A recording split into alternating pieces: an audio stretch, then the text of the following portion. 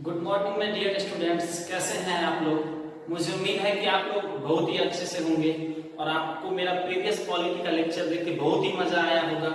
इससे पिछले लेक्चर में मैंने आपको संविधान सभा के निर्माण और भारतीय संविधान सभा से संबंधित जो महत्वपूर्ण तथ्य हैं जो एग्जाम में पूछे जाते हैं और कई बार पूछा जा चुका है वो सभी मैंने आपको बताया था।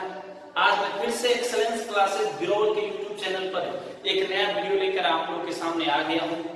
भारतीय संविधान की बहुत सारी विशेषताएं हैं जो अपने आप में अनोखा है।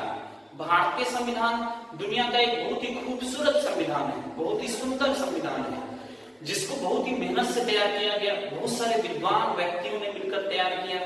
आपको पता होना चाहिए कि हमारे संविधान सभा में कई सारे पढ़ाकू व्यक्ति थे जिन्होंने बहुत सारे देशों के संविधान को पढ़ा, फिर इतने सुंदर संविधान को बनाया।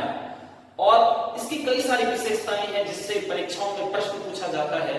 तो उसी टॉपिक को लेकर आज मैं आप लोगों के सामने आ गया हूं। मुझे उम्मीद है कि ये वीडियो आप लोगों को काफी पसंद आएगा। अगर ये आपको वीडियो पसंद आए तो आप चैनल को सब्सक्राइब कर लीजिएगा, अपने बाकी दोस्तों को भी बताइए, क्योंकि अच्छा कंटेंट सभी लोगों तक पहुंचना चाहिए। वो भी अपने प्रिपरेशन को इससे सही दिशा देंगे। और लाइक कीजिए, कमेंट कीजिए और वीडियो को शेयर जरूर कीजिए, लाइक का बटन दबा दीजिए। तो चलिए आज की वीडियो को हम लोग कंटिन्यू करते हैं।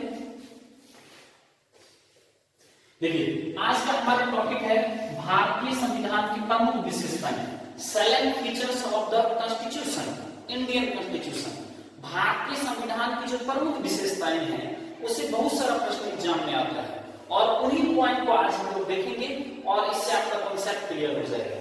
जैसे सबसे पहला विशेषता, सबसे लंबा लिखित संविधान। मैंने आपको फर्स्ट लेक्चर में ही बता दिया था कि संविधान दो तरह का होता है। एक होता है लिखित संविधान, रिटेन कॉन्स्टिट्यूशन, और एक होता है अलिखित संविधान जो लिखित फॉर्म में नहीं होता है, ओरल होता है, मौखिक होता है। जैसे ब्रिटेन का संविधान अलिखित संविधान है, लेकिन भारत का संविधान लिखित संविधान है। तो भारत का जो संविधान है वो दुनिया का सबसे बड़ा लिखित संविधान है। आपको ध्यान रखना है, एग्जाम में प्रश्न आ सकता है कि दुनिया का सबसे बड़ा लिखित संविधान कौन सा है, तो भारत का संविधान। आपको ये भी याद रखना है कि दुनिया का सबसे बड़ा लोकतंत्र कौन सा है, तो भारत का लोकतंत्र। दुनिया का सबसे पहला लोकतंत्र कौन सा है, तो अमेरिका का लोकतंत्र। और सबसे बड़ा लोकतंत्र कौन सा है, तो भारत का लोकतंत्र। आप देखते होंगे जब ट्रम्प और नरेंद्र मोदी मिलते हैं तो वो कहते हैं दुनिया के सबसे पहले लोकतंत्र और दुनिया के सबसे बड़े लोकतंत्र की दोस्ती जब होगी तो ये बहुत ही मजबूत दोस्ती होगी। उसमें यही होता है, सबसे पहला लोकतंत्र मींस अमेरिका और सबसे बड़ा लोकतंत्र कहने का तात्पर्य होता है भारत। तो भारत का संविधान जो है दुनिया का सबसे बड़ा लिखित संविधान है। और ऐसा क्यों है, इसके बहुत सारे कारण हैं। क्योंकि हमारे देश में अलग अलग रंग के लोग हैं, अलग अलग जाति के लोग हैं, अलग अलग संस्कृति को मानने वाले लोग हैं। हमारे देश में 2000 से अधिक क्षेत्रीय भाषाएं हैं, इतना ज्यादा धर्म है, हिंदू, मुस्लिम, सिख, ईसाई और न जाने कितने धर्म हैं। तो भारत इतने विविधताओं का देश है। तो इन सभी विविधताओं को समेटने के लिए, इन सभी संस्कृतियों में समन्वय लाने के लिए, सभी के हितों को सुरक्षित करने के लिए, अगर जो विकसित है उनके हितों को भी देखा जाए, जो समाज का पिछड़ा वर्ग है वो भी कहीं छूट न जाए, तो इन सभी चीजों को देखने के लिए इतना बड़ा संविधान का निर्माण करना पड़ा। तो आपको ध्यान रखना है भारत का संविधान भारत दुनिया का सबसे बड़ा लिखित संविधान है। अक्सर लोग बोल देते हैं कि अमेरिका का संविधान इतना छोटा है, भारत का संविधान इतना बड़ा क्यों है, तो यही कारण है। जैसे यूरोप के बहुत सारे देश हैं, उनका कल्चर एक तरह का है, उनका धर्म एक जैसा है, उनका रंग एक जैसा है, वो एक भाषा बोलते हैं। लेकिन आप भारत में देखिए कितनी विविधताएं हैं, इतना संस्कृति है, आप गांव टू गांव में भाषा बदल जाता है, इतनी विविधता है। एक यूरोपीय लेखक ने बहुत ही अच्छी बात की गई है कि अगर आपके पास बहुत ज्यादा रुपया हो तो आप पूरा दुनिया घूम लीजिए, लेकिन यदि आपके पास कम रुपया हो तो आप केवल भारत घूम लीजिए।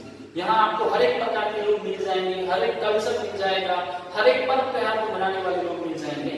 तो इसलिए भारत का संविधान दुनिया का सबसे बड़ा संविधान है। सेकेंड पॉइंट, विभिन्न स्रोतों से विहित। इससे मैं अगला चैप्टर भी लेके आऊंगा। भारत का जो संविधान है वो करीब दुनिया के 60 संविधानों का संगम है। आपको पता होना चाहिए 60 से अधिक।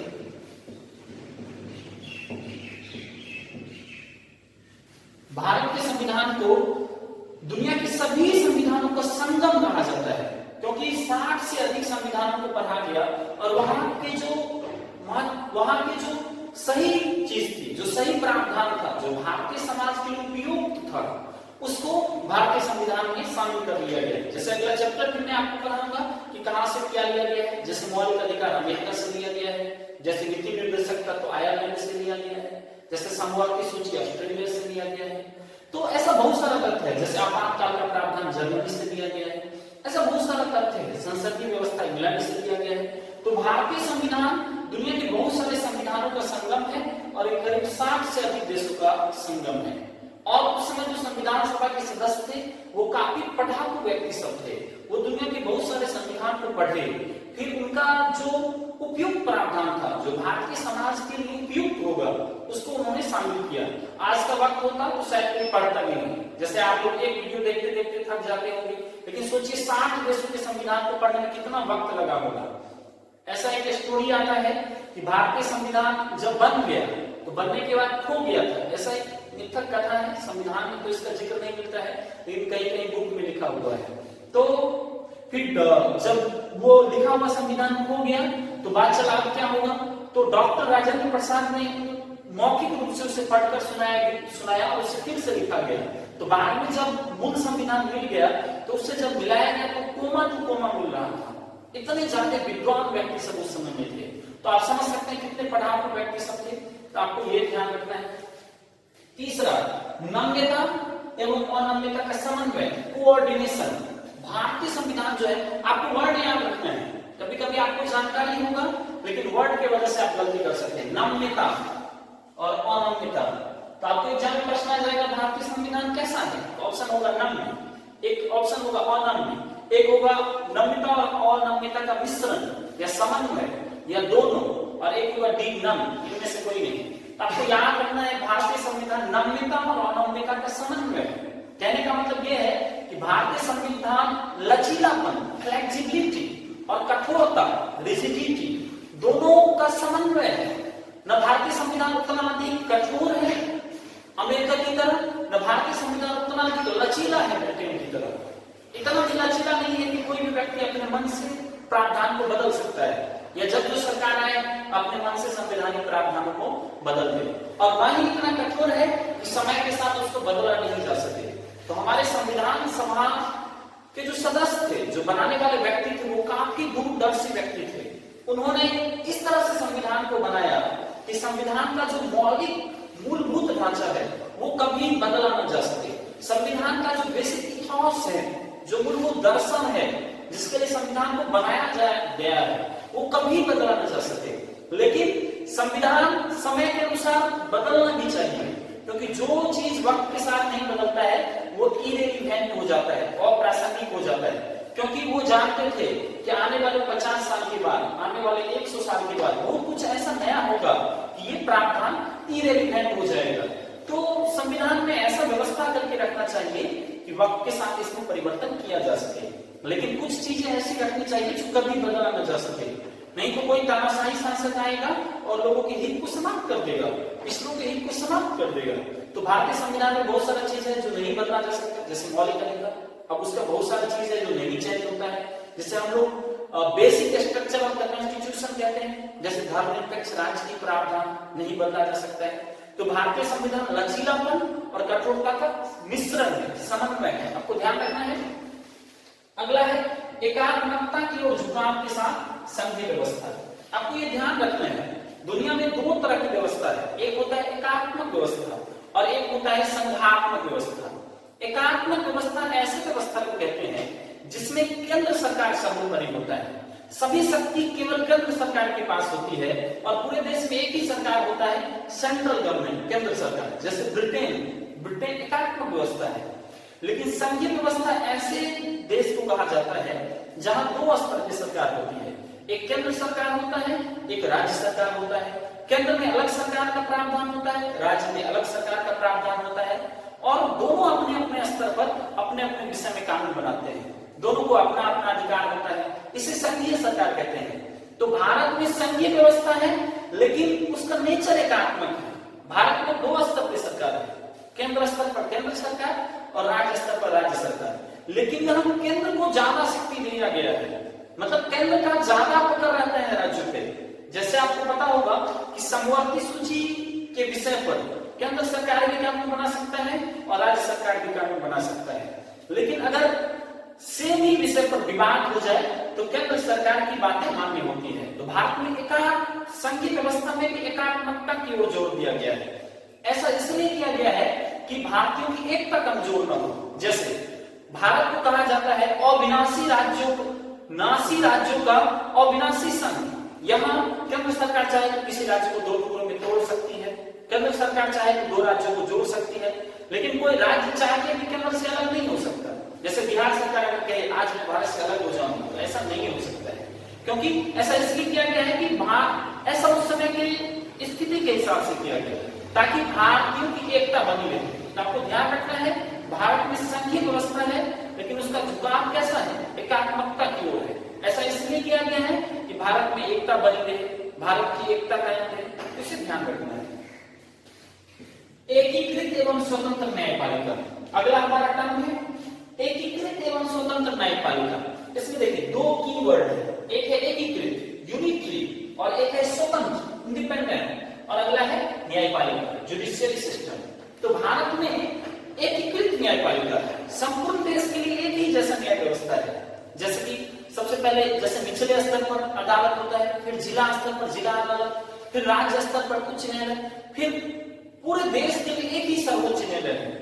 एकीकृत है या न्याय का दोहरा प्रावधान नहीं, संपूर्ण देश के लिए एक सर्वोच्च न्यायालय होगा और सभी के लिए एक जैसा कानून होगा। तो ये एकीकृत न्यायपालिका हो गया। और स्वतंत्र न्यायपालिका का प्रावधान है, न्यायपालिका के कार्यों में कार्यपालिका हस्तक्षेप नहीं कर सकती है, सरकार का दबाव नहीं होता है। ऐसा बहुत सारा प्रावधान बनाया गया है। हम लोग आगे पढ़ेंगे, जैसे सर्वोच्च न्यायालय और उच्च न्यायालय पढ़ेंगे तो आपको पता चलेगा। जैसे सर्वोच्च न्यायालय के जजों का जो कार्यकाल होता है वो फिक्स होता है, फिर उनके चुनने की जो प्रक्रिया है, उनके वेतनमान की जो प्रक्रिया है, मतलब पूरी इस तरह से प्रक्रिया को अपनाया गया है कि उस पर कार्यपालिका दबाव नहीं डाल सकती है। तो हमारे देश का न्यायपालिका स्वतंत्र है। अक्सर आप देखते होंगे सुप्रीम कोर्ट का जो निर्णय होता है वो सरकार के अगेंस्ट में होता है, या आप अक्सर देखते हैं कि ऐसा जरूरी नहीं है कि सरकार से मेल खाता हुआ निर्णय है। कभी पक्ष में भी निर्णय हो सकता है, कभी सरकार के विपक्ष में भी निर्णय हो सकता है, और ऐसा बेबाक रूप से सुप्रीम कोर्ट के न्यायाधीश निर्णय देते हैं। ऐसा इसलिए संभव हो सका है क्योंकि भारतीय संविधान में ऐसा किया गया है, स्वतंत्र न्यायपालिका का प्रावधान किया गया है। अगर सोचिए ऐसा नहीं होता तो बहुत ही समस्या होगा। क्या होता, न्यायपालिका पे भी सरकार का दबाव होता और फिर लोगों का न्याय से विश्वास उठ जाता। लेकिन ऐसा नहीं है, ये संविधान सभा के दूरदर्शी व्यक्ति ने संविधान में निहित कर दिया था। अगला देखिए, धर्मनिरपेक्ष राज्य। भारतीय संविधान की एक बहुत बड़ी विशेषता है धर्मनिरपेक्ष राज्य, सेकुलर गवर्नमेंट। यहाँ जो है धर्मनिरपेक्ष राज्य है। धर्म के आधार पर हमारे देश में किसी भी तरह का भेदभाव नहीं होता है। इस टर्म को मैं बहुत ही अच्छे से प्रियम्बल में भी बताऊंगा आपको। धर्मनिरपेक्ष राज्य का मतलब है कि राज्य का यहाँ अपना कोई धर्म नहीं है। राज्य धर्म के आधार पर कोई फैसला नहीं लेगा और हर एक धर्म के लोगों को एक समान अवसर प्रदान करेगा। जैसे भारत और पाकिस्तान एक ही साथ आजाद हुआ, लेकिन पाकिस्तान में इस्लाम धर्म को अपनाया गया, लेकिन भारत में ऐसा कोई धर्म नहीं रखा गया। और ये धर्मनिरपेक्ष राज्य की स्थापना कहां से होती है तो मैं आपको बताऊंगा। मौलिक अधिकार में भी मैं आपको प्रावधान कराऊंगा, वहां भी ये क्लॉज है, वहां भी आर्टिकल है और प्रस्तावना में भी इस बात का जिक्र है। तो भारत एक धर्मनिरपेक्ष राज्य है, यहाँ धर्म के आधार पर किसी भी तरह का भेदभाव नहीं होगा। और ये भारतीय संविधान का मौलिक मूलभूत संरचना है, इसे परिवर्तित भी नहीं किया जा सकता है। तो समझ में आ गया आपको धर्मनिरपेक्षता का मतलब। अगला, सार्वभौम वयस्क मताधिकार। भारत में संविधान निर्माण करने के साथ ही सभी लोगों को सार्वभौम वयस्क मताधिकार दिया गया। सार्वभौम मतलब होता है सभी लोगों को एक एज फिक्स कर दिया गया 18 वर्ष। 18 वर्ष से बड़े जितने नागरिक हैं, हालांकि आपको ये पता होना चाहिए कि मूल संविधान में 21 वर्ष था मतदान देने का उम्र, बाद में उसे संवैधानिक संशोधन करके 18 वर्ष किया गया। ये मैं आगे आपको बताऊंगा। तो भारत में संविधान निर्माण के साथ ही एक निश्चित उम्र के बाद जितने सारे व्यक्ति हैं उन्हें मतदान देने का अधिकार प्रदान किया गया और उसमें किसी भी तरह का भेदभाव नहीं किया गया। जैसे ऐसा नहीं कि धर्म के आधार पर, ऐसा नहीं कि धन के आधार पर, ऐसा नहीं कि लिंग के आधार पर। आपको पता होना चाहिए कि अमेरिका जैसा विकसित देश भी आजादी के साथ सार्वभौम वयस्क मताधिकार लागू नहीं कर पाया था। वो वहां जब आजादी मिली थी और वहां जब संविधान का निर्माण हुआ था तो महिलाओं को मताधिकार का मतदान करने का अधिकार नहीं दिया गया था। तो भारत ऐसा देश बना जो एक ही साथ सभी को बिना किसी भेदभाव को मतदान करने का अधिकार प्रदान किया। बस आपके पास वो डॉक्यूमेंट या वो चीजें होनी चाहिए जो उसके लिए जरूरी है। तो सार्वभौम वयस्क मताधिकार। अगला पॉइंट हम लोग समझते हैं। अगला है एकल नागरिकता। एकल नागरिकता का मतलब क्या होता है? एकल नागरिकता का मीन्स ये होता है कि हमारे देश में दोहरी नागरिकता का प्रावधान नहीं है। यहाँ के नागरिक संपूर्ण देश के लिए उसकी नागरिकता एक ही जैसी होती है। जैसे अगर मैं बिहार का नागरिक हूं तो अलग से बिहार का नागरिक नहीं हूं, पूरे देश के लिए एक नागरिकता है। अब ऐसा नहीं कि कोई व्यक्ति बिहार का भी नागरिक, फिर वो देश का भी नागरिक, फिर जैसे कोई महाराष्ट्र का है तो वो महाराष्ट्र का नागरिक, फिर केंद्र भारत सरकार का नागरिक, ऐसा नहीं है।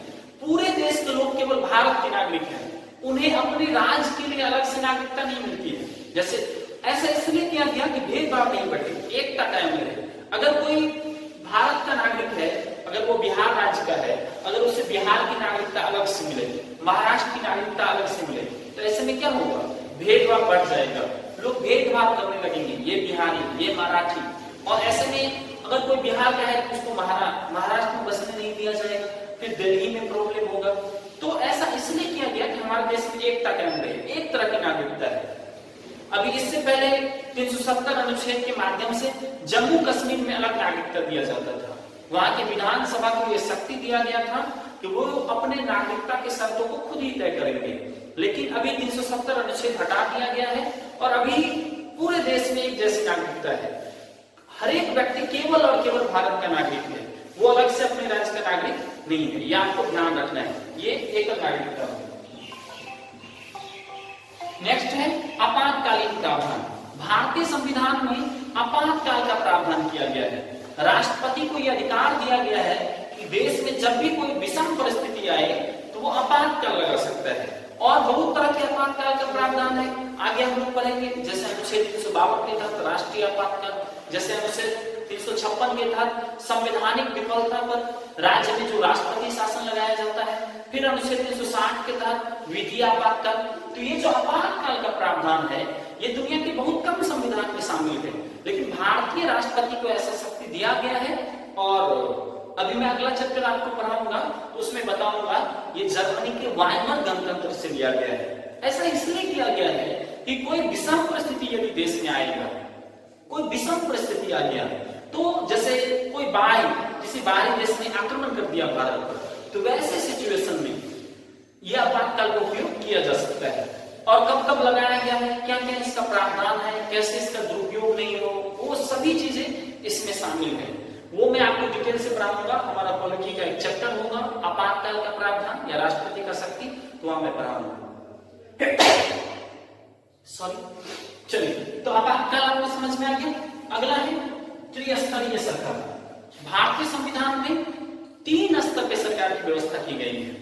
एक केंद्र स्तर पर केंद्रीय सरकार, एक राज्य स्तर पर राज्य सरकार और एक स्थानीय स्तर पर स्थानीय सरकार। और इस तीन स्तर की सरकार की व्यवस्था की गई है। जैसे मैंने कल आपको एक टर्म भी समझाया था परसों की वीडियो में, विकेंद्रीकृत व्यवस्था, ताकि सत्ता का जो वितरण है वो सभी स्तर पर हो सके और विकेंद्रीकृत व्यवस्था का निर्माण हो। ऐसे इसमें त्रिस्तरीय सरकार का निर्माण किया गया है। आगे हमारा चैप्टर भी है पंचायती राज व्यवस्था, उसमें मैं आपको पढ़ाऊंगा कि कैसे 93 और 94 संविधान संशोधन के माध्यम से कैसे ये मैंडेटरी कर दिया कि हर एक राज्य को पंचायती राज व्यवस्था को लागू करना ही होगा। तो हमारे देश में त्रिस्तरीय पंचायती राज की त्रिस्तरीय सरकार की व्यवस्था है, जिसमें केंद्र स्तर पर केंद्र सरकार, राज्य स्तर पर राज्य सरकार और स्थानीय स्तर पर स्थानीय सरकार होगा।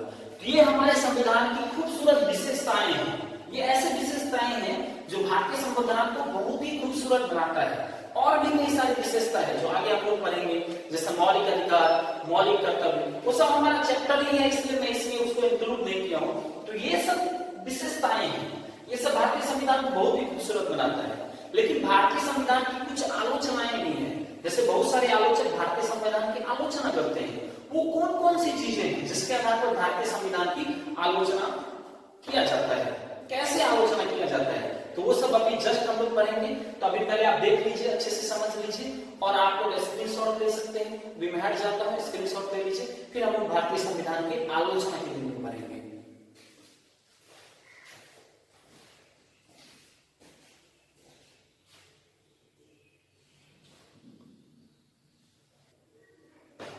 चलिए, अभी हम लोग भारतीय संविधान की बहुत सारी विशेषताओं के बारे में पढ़े।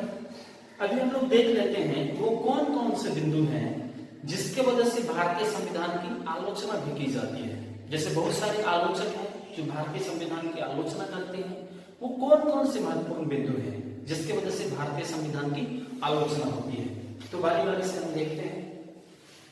जैसे सबसे पहला आलोचना का बिंदु है कि भारतीय संविधान उधार का संविधान है, क्योंकि इसमें जितने सारे प्रावधान हैं, अभी मैंने भारतीय संविधान की विशेषता में आपको बताया कि भारतीय संविधान करीब 60 देशों के संविधान से मिलकर बना है। तो इस वजह से बहुत सारे लोग आलोचना करते हैं कि भारत का अपना मूल संविधान है ही नहीं, इसमें तो कुछ अमेरिका से ले लिया, कुछ इंग्लैंड से ले लिया, कुछ आयरलैंड से ले लिया, कुछ जर्मनी से ले लिया, कुछ जापान से ले लिया, कुछ कनाडा से ले लिया, मतलब सब देशों से ले लिया, कुछ 1935 के अधिनियम से ले लिया, कुछ इंग्लैंड से ले लिया, और इस तरह से भारतीय संविधान को बना दिया। तो भाई इसमें ओरिजिनल क्या है, ये तो दूसरे देशों का पूरा हो गया, इसमें तो अपने देश का कुछ है ही नहीं। तो ये एक प्रकार से उधार ही हो गया, भाई किसी से शर्ट ले ली, किसी से पैंट ले लिया और लगा लिया और चल दिया, अपना कुछ ओरिजिनल है ही नहीं। तो इसलिए बहुत सारे लोग आलोचना करते हैं। तो ये आलोचना के बिंदु है कि भारतीय संविधान उधार का संविधान है, बहुत सारे देशों से लिया गया है। लेकिन यहाँ इस बात को समझना चाहिए कि किसी से कुछ लेने का मतलब उधार नहीं होता है। जैसे कोई व्यक्ति अगर सत्य बोलता है तो हम भी सच बोलने लगे, इसका मतलब हम ये नहीं कह सकते कि हम उससे उधार ले लिए सच को। आपको पता होना चाहिए कि किसी भी देश के संपूर्ण प्रावधान को भारतीय संविधान में नहीं लिया गया है, उसमें से उसी प्रावधान को लिया गया है जो भारतीय समाज के लिए उपयुक्त था और जिसे संविधान सभा के सदस्यों ने पढ़कर देखा और उन्हें लगा कि यह भारत के लिए बेहतरीन व्यवस्था का निर्माण होगा। तो जैसे इंग्लैंड से संसदीय व्यवस्था लिया गया, जैसे अमेरिका से मौलिक अधिकार लिया गया, तो भारतीय संविधान को दुनिया के सभी संविधानों का संगम कहा जाता है, एक खूबसूरत संविधान कहा जाता है। इसमें दूसरे देशों के उन्हीं प्रावधानों को शामिल किया गया जो कि भारतीय समाज के अनुकूल होगा, भारतीय लोगों के हितों की सुरक्षा करेगा, न कि सभी चीजों को ऐसे सीधा पेस्ट बना दिया गया। तो अब किसी भी व्यक्ति में कोई अच्छाई होगा तो हम उसे ग्रहण करेंगे ही ना, बिल्कुल नया कहां से लाएंगे। तो आलोचना करने वाले व्यक्ति को इस बिंदु पर ध्यान देना चाहिए कि भारतीय संविधान उधार का पूरी तरह से संविधान नहीं है, बल्कि इसमें दूसरे, इसको इस तरह से बोला जा सकता है कि भारतीय संविधान दुनिया के सभी संविधान के अच्छाइयों का संग्रह है, ये बोलने का सही तरीका है। तो आपको फर्स्ट पॉइंट समझ में आ गया होगा, आलोचना के बिंदु भी और कैसे समझ सकते हैं। दूसरा, 1935 के अधिनियम की कार्यान्वयन। आपको मैंने बताया भी था कि भारतीय संविधान में 1935 के एक्ट का करीब 2/3 भाग हूबहू अपना लिया गया, जैसे संघीय न्यायालय, 3 विषय सूची, तो बहुत सारा ऐसा प्रावधान था जो हूबहू सीधे डाल दिया गया है। तो बहुत लोग ये भी कहते हैं भाई इसमें अपना नया क्या है, ये तो 1935 के अधिनियम का 2 पेस्ट है, 2 कॉपी है, कार्बन कॉपी कर ली। तो फिर से मैं यही बात यहाँ कहूंगा कि 1935 के अधिनियम के उन्हीं प्रावधानों को अपनाया गया जो कि भारतीय समाज के अनुकूल था, जैसे विषय सूची, तो वो अच्छा था, प्रावधान तो अच्छा था। 1935 के अधिनियम में बहुत सारा प्रावधान अच्छा लाया गया था, लेकिन चूंकि अंग्रेजी सरकार थी तो उसे सही वे में इंप्लीमेंट नहीं किया गया, सही वे में प्रयोग में नहीं लाया गया, इसलिए जनता को उसका लाभ नहीं पहुंचा। तो 1935 के अधिनियम की कार्बन कॉपी है भारतीय संविधान, बहुत हद तक है, लेकिन अभी उसको भारतीय जनता के हित में उपयोग किया जाता है, ये हम कह सकते हैं। तो ये आलोचना के सेकंड पॉइंट है, आपको एग्जाम के लिए भी याद रखना है कि भारतीय संविधान का करीब 2/3 हिस्सा 1935 के अधिनियम से ही लिया गया है। तीसरा, गांधीवाद से दूर संविधान। बहुत सारे लोगों को ऐसा कहना है, जैसे बहुत सारे संविधान विशेषज्ञ का भी ऐसा कहना है कि भारत को आजादी दिलाने में, भारतीय स्वतंत्रता आंदोलन में सबसे अधिक योगदान महात्मा गांधी का था और महात्मा गांधी के विचारों से दूर दूर तक संविधान का लिंक नहीं है। इसमें गांधीवादी उद्देश्य को कम शामिल किया गया और दूसरे उद्देश्य को ज्यादा शामिल कर दिया गया। सबसे पहले आपको एक पॉइंट एग्जाम के लिए याद रखना है कि एग्जाम में आ जाएगा कि वो कौन सा व्यक्ति है जिसकी स्वतंत्रता आंदोलन में बहुत अधिक भूमिका थी और जो संविधान सभा के सदस्य नहीं थे। तो आपको पता होना चाहिए महात्मा गांधी संविधान सभा के मेंबर नहीं थे। उस समय के जितने बड़े राजनीतिक हस्ती थे करीब करीब सभी संविधान सभा के सदस्य थे, चाहे डॉक्टर राजेंद्र प्रसाद हो, चाहे पंडित जवाहरलाल नेहरू हो, चाहे सरदार वल्लभ भाई पटेल हो, लेकिन गांधी जी संविधान सभा के सदस्य नहीं थे। लेकिन इस आलोचना में पूरी सच्चाई नहीं है, क्योंकि गांधी जी के कई सारे अनुचर, गांधी जी के अनुचर और गांधी जी के आदर्शों पे चलने वाले व्यक्ति संविधान सभा में शामिल थे और गांधी जी के कई सारे प्रावधान को भी संविधान सभा में रखा गया है। जैसे हम लोग नीति निर्देशक तत्व पढ़ेंगे, उसमें देखेंगे कि नीति निर्देशक तत्व में 3 तरह का दर्शन है, जिसमें एक समाजवादी है, एक उदारवादी है और एक गांधीवादी है। तो गांधी जी के बहुत सारे दर्शनों को उसमें रखा गया है, उसमें डाल दिया गया है। अब किसी राज्य पे निर्भर करता है वो उसे इंप्लीमेंट करे, जैसे खादी ग्राम उद्योग की स्थापना, जैसे कि दुधारू पशुओं की हत्या नहीं करना, जैसे कि कुटीर उद्योग और लघु उद्योग को बढ़ावा देना। हाँ, ये अलग बात है कि मूल प्रावधानों में थोड़ा सा गांधी जी का प्रावधान कम लागू किया गया, लेकिन गांधी जी के बहुत सारे ऐसे विचार भी थे जो दर्शन की तरह थे।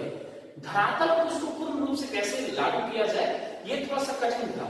तो ये आलोचना भी पूरी तरह से सही नहीं है, क्योंकि गांधी जी के विचारों को संविधान के नीति निर्देशक तत्वों में जगह दिया गया है। और गांधी जी खुद तो संविधान सभा में नहीं थे, लेकिन उनके दर्शन को मानने वाले कई सारे व्यक्ति, जैसे संविधान सभा के जो भी मूलभूत व्यक्ति थे, जैसे डॉक्टर राजेंद्र प्रसाद थे, जवाहरलाल नेहरू थे, ये सब गांधी जी के शिष्य थे। बहुत लोग ऐसे भी कहते हैं कि भीमराव अम्बेडकर का संविधान बनाने में बहुत योगदान था और भीमराव अम्बेडकर और गांधी जी के विचारों में मेल नहीं खाता था, तो अम्बेडकर के विचार ज्यादा लिखते हैं, गांधी जी के विचार कम लिखते हैं। तो ये सब आलोचना पूरी तरह से सही नहीं है, क्योंकि गांधी जी के कई सारे शिष्य बहुत ही डोमिनेंट भूमिका में संविधान सभा में थे। चलिए अगला है महाकाय आकार। बहुत ही विशालकाय आकार है भारतीय संविधान का। अभी मैंने आपको बताया भारत का जो संविधान है वो दुनिया का सबसे बड़ा लिखित संविधान है और अभी तक इसमें इतना ज्यादा संशोधन भी हो चुका है। आपको मैं बता दूं कि भारत का संविधान इतना मोटा है कि आप उसे उठा भी नहीं सकते, इतना मोटा है। आप समझ सकते हैं, आपको एग्जाम देना है, आप प्रतियोगिता परीक्षा की तैयारी कर रहे हैं, इसलिए आप संविधान पढ़ रहे हैं।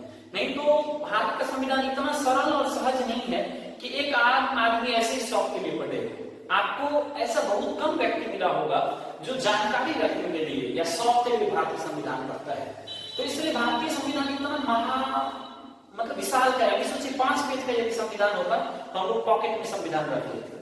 अब जब कहीं कंफ्यूजन होता तो एक बार पलट के देख लेते, लेकिन इतना विशाल काय है कि संविधान को पढ़ने से भी डर लगता है, क्या है नहीं है समझ में नहीं आएगा। लेकिन ये आलोचना पूरी तरह से सही नहीं है। मैंने आपको बता दिया कि जैसे यूरोपीय देश हैं, उनका कल्चर एक तरह का है, धर्म एक जैसा है, वहां की भाषा एक तरह की है, लेकिन भारत में इतनी विविधता है, इतना सारा संस्कृति है, इतना भाषा है, इतना धर्म है, तो हर एक वर्ग के लोगों का हित सुरक्षित रहे, इसीलिए इतना विशालकाय करना पड़ा। अगर ऐसा नहीं किया जाता तो हो सकता है कुछ वर्गों का हित छूट जाता, कुछ वर्ग असुरक्षित हो जाते। ऐसा सभी लोगों का हित सुरक्षित रहे, सभी लोग भारतीय संविधान में अपना संविधान देखें, उन्हें लगे नहीं ये मेरा संविधान है, ये किसी और का संविधान नहीं है। तो इसीलिए इन सभी प्रावधानों को शामिल करने के लिए भारतीय संविधान इतना विशालकाय हो गया। तो अगला लास्ट है वकीलों का स्वर्ग। भारतीय संविधान को वकीलों का स्वर्ग कहा जाता है। के एम मुंशी ने कहा है कि भारतीय संविधान वकीलों के लिए स्वर्ग है, क्योंकि भारतीय संविधान इतना कठिन है, इतना कॉम्प्लेक्स है कि हमें लगता है कि कोई भी प्रावधान समझने के लिए एक वकील का मदद लेना पड़ेगा, नहीं तो अच्छे से समझ ही नहीं पाएंगे। संविधान इतना सहज और सुगम नहीं है कि एक आम आदमी समझ सके अच्छे से, एक आम आदमी अपने अधिकारों में उसे उपयोग में ला सके। भारतीय संविधान वकीलों का स्वर्ग है और ये आलोचना इसलिए भी किया जाता है कि भारतीय संविधान सभा के जितने सदस्य थे उनमें से अधिकांश वकील थे। जैसे डॉक्टर राजेंद्र प्रसाद एक प्रसिद्ध वकील थे, जैसे जवाहरलाल नेहरू एक प्रसिद्ध वकील थे, सरदार वल्लभ भाई पटेल एक प्रसिद्ध वकील थे, आपको पता होना चाहिए महात्मा गांधी भी एक वकील थे। तो भारतीय स्वतंत्रता आंदोलन में हिस्सा लेने वाले व्यक्ति भी अधिकांश वकील थे। अधिकांश वकील का कोर्स पूरा करके ही आए थे। तो जयप्रकाश नारायण भी एक वकील थे। तो वकील जैसे सदस्यों के मिलने से संविधान सभा बना था, इसलिए उन्होंने संविधान को कॉम्प्लेक्स बना दिया। आप वकीलों का एक नेचर भी देखते होंगे, वो सामान्य भाषा में किसी चीज को नहीं समझता है, उसको सब उसको प्रावधानों में समझता है। इसलिए भारतीय संविधान इतना कठिन हो गया, बहुत सारी बातें जो सीधी सीधी भाषा में लिखा जा सकता था, उसको इतना धारा, अनुच्छेद, भाग के पेचीदा प्रक्रिया में फंसा दिया गया कि आम लोगों को समझ में नहीं आता है। तो भारतीय संविधान वकीलों के लिए स्वर्ग है। यहाँ हर एक आर्टिकल को समझने के लिए एक वकील की जरूरत पड़ती है। इसलिए आप देखते हैं भारत में इतना ज्यादा वकील भी है, तो ये भी एक बुराई मतलब किया जाता है, आलोचना किया जाता है। लेकिन आप समझ सकते हैं भारतीय संविधान में इतना ज्यादा आर्टिकल है, इतना पेचीदा, इतना ज्यादा धारा के माध्यम से किया गया है, फिर भी भारतीय लोग बहुत ही खतरनाक है। कहीं कहीं कुछ कमी निकाल लेते हैं और अलग तरह का घटना अंजाम दे देते हैं। अगर इतने स्पष्ट रूप से नहीं लिखा गया होता तो कितनी समस्या हो सकती थी। कोई व्यक्ति आता, शासक बनता और प्रावधानों का मिसयूज करके तानाशाह बन जाता। तो इसलिए समझते थे, संविधान सभा में बैठे हुए व्यक्ति इस बात को समझते थे कि आने वाले भारतीय कितने ज्यादा खतरनाक होंगे, तो वो उन्होंने उन सभी प्रावधानों को स्पष्ट रूप से क्लियरली लिख दिया ताकि आने वाले समय में कोई उस प्रावधान का दुरुपयोग नहीं कर पाए। इसलिए आप देखते होंगे उन प्रावधानों की सहायता से सुप्रीम कोर्ट अक्सर वर्डिक्ट देता है कि अनुच्छेद 21 में निजी स्वतंत्रता का अधिकार है, निजता का अधिकार है, ऐसे बहुत सारी चीजें हैं। तो एक हद तक ये सभी आलोचना सही है, लेकिन इन सभी आलोचनाओं को हम पूर्णतः सही नहीं कर सकते हैं, क्योंकि इन सभी के लिए कुछ न कुछ वजह है और किसी चीज को बोल देना और फिर उसको इम्प्लीमेंट करने में बहुत कठिनाई होता है। तो मुझे उम्मीद है कि ये पूरा लेक्चर देखने के बाद आपको भारतीय संविधान की विशेषता और भारतीय संविधान के आलोचना के बिंदु बहुत ही अच्छे से समझ में आ गया होगा। फिर भी आपके मन में कोई संदेह हो तो आप कमेंट कीजिए, मुझसे पूछिए, मैं आपको अलग से रिप्लाई करूंगा, मुझे मैसेज कीजिए। तो अगर आपको ये वीडियो पसंद आ रहा हो तो चैनल को सब्सक्राइब कर लीजिए, लाइक का बटन दबा दीजिए और अपने दोस्तों को भी इसके बारे में बताइए और अधिक से अधिक शेयर कीजिए। इस वीडियो को देखने के लिए आप सभी लोगों को बहुत सारा धन्यवाद। आप स्क्रीनशॉट ले सकते हैं। चलिए, थैंक यू।